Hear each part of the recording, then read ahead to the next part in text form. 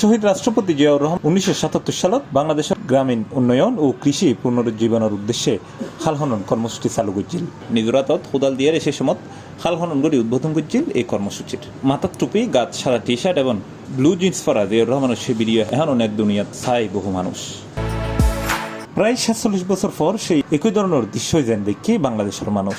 বাবার মতোই সাদা টি শার্ট আর ব্লু জিন্স পরে হোদাল হাতে খাল খননের মধ্য দিয়ে বাবা জিয়াউর রহমানের দেখানো পথত পরিবেশ সংরক্ষণ ও জলবায়ু সহনশীলতা জোরদারের লক্ষ্যে দেশব্যাপী নদী নালা খাল পুনর্খনন কর্মসূচির সূচনা করছে প্রধানমন্ত্রী বিএনপির চেয়ারম্যান তারেক রহমান।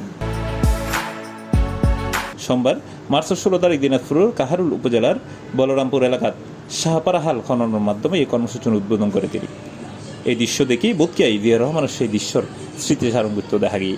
এখন প্রিয় ভাই বোনেরা, আজকে আমরা এখানে একত্রিত হয়েছি এই খাল কাটার। আপনারা নিজেরাই বলেন এই খাল কাটলে আপনাদের সকলের, বিশেষ করে যারা কৃষিকার্যের সাথে জড়িত, সেই কৃষিকার্যের সাথে জড়িত তাদের আপনাদের উপকার হবে, আপনাদের সকলের উপকার হবে। গ্রামের মানুষ খাল থাকলে, খালে পানি থাকলে কি কি উপকার হয় প্রত্যেকটি মানুষ আপনারা বুঝেন। আজ এই খাল কাটাটা কেন জরুরি?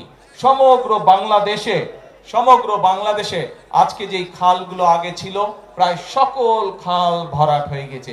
একই সঙ্গে ভার্চুয়ালি যুক্ত হয়ে দেশের 54 জেলার চলমান খাল খনন ও পুনর্খনন কর্মসূচির উদ্বোধন করছে প্রধানমন্ত্রী তারেক রহমান। উদ্বোধন শেষে তিনি খালের ফারতজ্ঞ বৃক্ষরোপণ করে এরপর সমাবেশে বক্তব্য রাখে। বহু খাল, ওই যে ছোট ছোট কালভার ব্রিজ যখন পার হয়ে আসলাম দেখলাম যে অনেকগুলো খাল প্রায় ভরাট হয়ে গিয়েছে।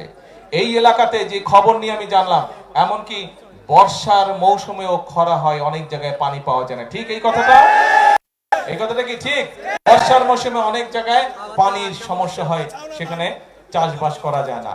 কিন্তু আমরা এই বর্ষার পানিটাকে আমাদের কাজে ব্যবহার করতে চাই।